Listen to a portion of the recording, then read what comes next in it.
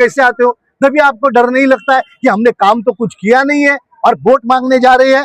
तो दोस्तों इस बार कोई भी इलेक्शन में कोई भी आमदार खासदार अगर वोट मांगने आए तो उनको पूछना है कि स्कूल कितने बनाए, कॉलेज कितने बनाए, हॉस्पिटल्स कितने बनाए, दवाखाने कितने बनाए, उसमें दवा है कि नहीं, हमारा रास्ता क्लियर किया क्या नहीं, हमारा फुटपाथ क्लियर। अरे हमारे आमदार खासदार कॉर्पोरेटर खुद ही रास्ते पे प्रॉब्लम्स कर रहे हैं।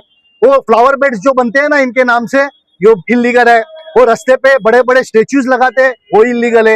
ये I love this I love that करके लगाते हैं, वो इलीगल है। उसकी क्रिमिनल प्रोसिक्यूशन मेरे अभी सोमवार को मैं डाल रहा हूं और इनमें आमदार खासदार कॉर्पोरेट की इन्वॉल्वमेंट है।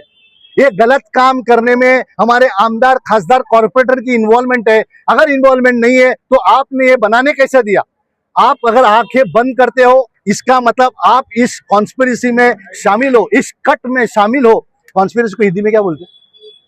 षड्यंत्र में आप, हाँ, आप इस षड्यंत्र में शामिल हो क्योंकि आपके सामने गलत काम हो रहा है। रीडिंग रूम्स बन रहे हैं, रीडिंग रूम से क्या हो रहा है, चर्ची लोग बैठते हैं, गोडाउन बनता है और रीडिंग रूम्स बनाने का है तो आप कोई बिल्डिंग में दे दो। आप बिल्डरों को 50 माले की बिल्डिंग बनाने देते हो तो उसमें से 2 माले हॉकर्स के लिए रखो। हमारे हॉकर्स भाई को रास्ते पे रखते हो, उनका बारे में क्यों नहीं सकते हो? 70 साल से आपने हॉकर्स लोगों को एड़ा बनाया। क्यों एड़ा बनाया? या आपके पीछे खड़े रहने चाहिए, आपके खिलाफ आवाज नहीं करना चाहिए। जो 50 माले की बिल्डिंग हो रही है उसमें से 2 माला आप अगर हॉकर्स को देते थे तो उनको भाड़े पे देना। मैं किसी को भी फ्री में देने के 100% खिलाफ हूं। ये हमारी प्रॉपर्टी है, ये पब्लिक की प्रॉपर्टी है। आमदार खासदार कॉर्पोरेट को ये कोई भी अधिकार नहीं है कि पब्लिक प्रॉपर्टी को बांटे। पब्लिक प्रॉपर्टी अगर बढ़ा नहीं सके तो उसको बांटो मत, उसको बर्बादी की तरफ मत लेके जाओ। उनका आपको अगर देना है तो 2-2 माले ले लो। ओनरशिप जो रहेगी बीएमसी के पास रहेगी, हमारे ओनर के पास रहेगी और आप उनको भाड़े पे दे दो। मगर नहीं, आपको सब चीज फुकट में देना है। अरे जिंदगी में हमारे अगले जनरेशन को आप फुकट में देके उनको निकम्मा बना रहे हो, उनको कामचोर बना रहे हो, उनको काम नहीं करने के लिए तैयार कर रहे हो। ये कौन सा तरीका है अगले पीढ़ी को बर्बाद करने का? कौन सा तरीका है? जो आदमी फुकट में जिसको मिलता है वो कभी काम कर ही नहीं सकता है। उसके काम करने के हुनर को आप बर्बाद करते हो फुकट में देके। आप अगर किसी को पैसा देते हो तो कुछ 1 घंटा काम करा के लो, 2 घंटा काम करा के लो। ये फुकट में हमारा पैसा, टैक्स का पैसा, और उसके ऊपर आप पगार लेते हो। ये सब काम करने के लिए पगार लेते हो। ये सब काम करने के लिए हमारे आमदार खासदार कॉर्पोरेटर पगार लेते हैं। आपको स्मार्ट मीटर्स के बारे में बताता हूँ, मैं वो लेटर देना। हाँ, ये देखिए स्मार्ट मीटर्स जो है, ये स्मार्ट मीटर जो है ये बिल्कुल गलत है। और ये जो एसएमएस भेज रहे हैं या व्हाट्सएप भेज रहे हैं ये बिल्कुल कानूनी तौर से गलत है। मैंने अभी उनको लेटर लिखूंगा। अब मैं इनके ऊपर क्रिमिनल प्रोसिक्यूशन किया है कोर्ट नंबर 70 में। 25 नवंबर को उसकी मेरे आर्ग्यूमेंट है। आप जरूर आइए, साथ दीजिए कि ये जो चोर उचक के लोग ऐसे गलत काम, ये देखिए ये जो है सेक्शन 171 ऑफ इलेक्ट्रिसिटी एक्ट, ये कहता है कि व्हाट्सएप व्हाट्सएप नहीं चलेगा, आपको लेटर देना है और हमारा सिग्नेचर लेना है। ये बराबर दिखा 171। हाँ, इतना कानून सही है। चीफ मिनिस्टर बोलता है नहीं लगाने का, फिर भी हम पे जबरदस्ती किया जाता है। क्या आमदार खासदार कॉर्पोरेटर कर रहे हैं? अरे आप में अगर दम नहीं है गलत के खिलाफ आवाज उठाने का तो आप हमारी क्या बचाई करोगे? हमको हमारे लिए लड़ना है तो फिर हम आपको वोट क्यों देवे? ये सवाल आपको इसके आगे हमारे आमदार खासदार कॉर्पोरेटर को करना है कि आपको हम वोट क्यों देवे, आपने क्या काम किया है? मंदिर मस्जिद बनाना, रास्ते पे पूछना, ये हमारे लिए नहीं है, ये हमारे खिलाफ काम हो रहा है। जो भी रास्ते पे या फुटपाथ पे स्ट्रक्चर बनाता है वो आमदार, वो खासदार, वो कॉर्पोरेटर, ये हमारे खिलाफ काम कर रहा है। हमारा पैसा वापरता है। हॉस्पिटल में दवा नहीं मिलती है, स्कूल नहीं, हमको स्कूल में एडमिशन करने के लिए आमदार खासदार के पास जाना पड़ता है। लानत है यार, लानत है ऐसे इलेक्टेड रिप्रेजेंटेटिव्स पे जो 70 साल में हमको स्कूल नहीं दे सकते हैं। और जो हाई स्कूल वो आईबी में देते हैं, इन्हें 5 लाख फीस, यानी गरीब लोगों को एजुकेशन नहीं मिलना चाहिए। ये तरीका है क्या?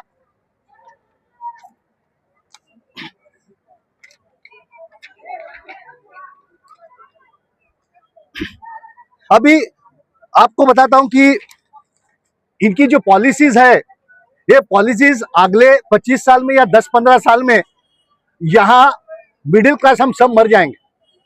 अब गवर्नमेंट जॉब नहीं देती है क्योंकि जॉब देने के बाद उसको 1-1.5 लाख रुपया का पगार मिलता है, वो अच्छी जिंदगी जी सकता है। अब हमारी गवर्नमेंट, जो सुप्रीम कोर्ट ने उनको झटका मारा है कि आप प्राइवेट कंपनी नहीं हो, कॉन्ट्रैक्ट पे लेबर रखने को। ये 18,000 रुपए में 18,000 रुपए में लोगों को चूस रहे हैं। और उनकी सिक्योरिटी क्या है? वो अपने जो बीएमसी में जो 18,000 में काम करता है उसकी ईमानदारी क्या रहेगी? उसको तो कोई भी बेच के खरीद सकता है। तो आपको कॉन्ट्रैक्ट लेबर लग के ये देश को पूरा मिडिल क्लास को खत्म करके सबको बिलो पॉवर्टी लाइन लाना है क्या? क्या आप फिर गर्व से कहोगे कि हमने 100 करोड़ लोगों को फुकट का खाना बांटा? वो दिन हमको दिखाएंगे क्या आप कि 100 करोड़ लोगों को फुकट में खाना बांटा? हमको वो दिन नहीं चाहिए। हमको चाहिए कि हम हमारी ताकत पे जॉब मिले, हमको हमारी ताकत पे खाना है। हमको फुकट का गैस, फुकट का पैसा हमको नहीं चाहिए।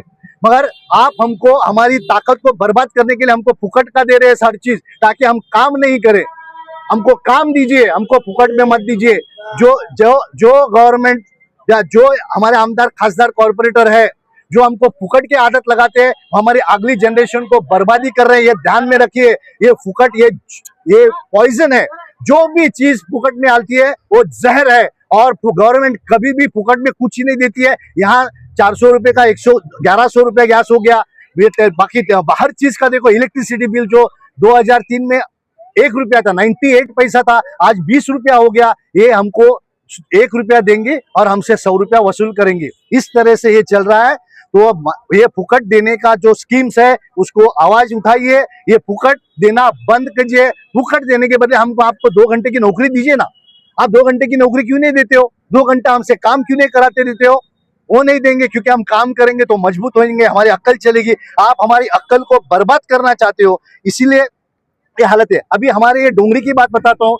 आप अगर सेल टैक्स ऑफिस यानी मजगांव जहाँ पीटर स्कूल है वहां से निकलते हो तो आगे अली कदरी स्कूल है, वहां से ब्रिज पे चढ़ते हो, नीचे चढ़ते हो तो फजलानी स्कूल है, फिर यहाँ से आगे तो सेंट जोसेफ स्कूल है। अब ये बताया जाता है कि दूरबाग पे एक स्कूल बनने वाला है।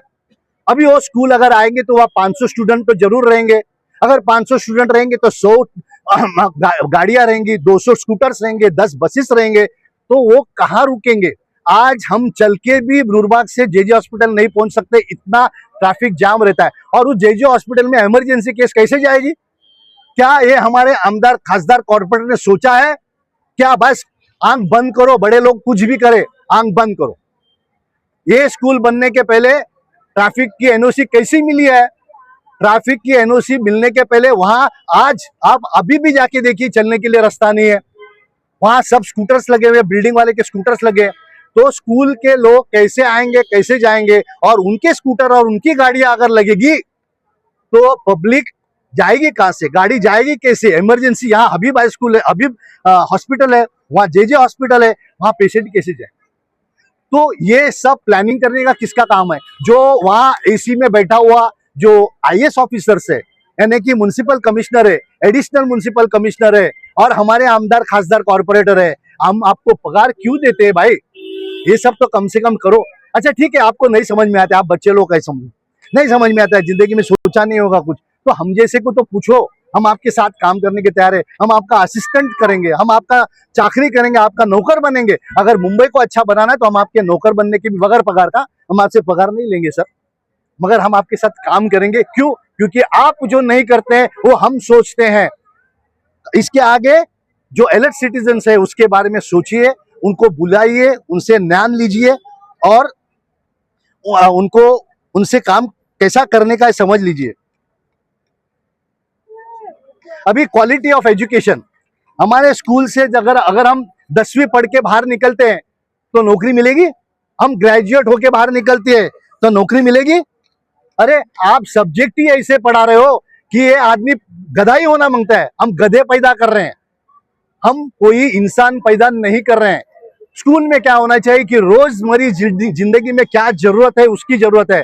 क्या जरूरत है? आप हमको आरटीआई सेक्शन सिखाइए, आप हमको म्युनिसिपैलिटी के सेक्शन सिखाइए जो हमको जिंदगी भर काम आने वाले। आप हमको बाकी फालतू सब्जेक्ट सिखाते हो और बाहर आने के बाद हमारी जिंदगी कुत्ते से भी बेकार होती है कि नौकरी नहीं मिलती है। और अभी तो आप कॉन्ट्रैक्ट लेबर भी किया तो हम 18,000 में आपके पास नौकरी करेंगे। अरे कौन सा तरीका? आप क्या सोचते हो? आपके स्कूल में आदमी के लिए पेट भरने के लिए उसको एक तो टेक्निकल कोर्स होना चाहिए, कारपेंट्री, मेशनरी, इलेक्ट्रिशियन या कोई इलेक्ट्रिक इक्विपमेंट रिपेयर्स का, ये सब चालू कीजिए सर। ये सब बंद करके आप हमको घटिया एजुकेशन दे के हमको बर्बाद करने की तरह है। तो प्लीज स्कूल में आरटीआई लाइए ताकि लोगों को बचपन से पता चले कि इलीगल कंस्ट्रक्शन क्या होता है, तो कंप्लेंट कैसा क्या है। हमारे आमदार खासदार कॉर्पोरेटर अगर काम नहीं करते तो उनके खिलाफ क्या एक्शन लेनी चाहिए, ये सब पहले से ही उनको हम सिखाएंगे। इस माध्यम से मैं किसी भी आईएएस आईपीएस आमदार खासदार कॉर्पोरेटर को तुच्छ नहीं करना चाहता हूं, उनको दुखाना नहीं चाहता हूं। मैं उनसे नमन से नमस्कार करता हूं और उनको सिर्फ हमारे जो दुख है उसके बारे में बात करना चाहता हूं कि आप अंधे हो चुके हो, आपकी अक्ल बंद हो चुकी है, इसलिए ये आज महाराष्ट्र और मुंबई इतने हालत खराब हो रही है।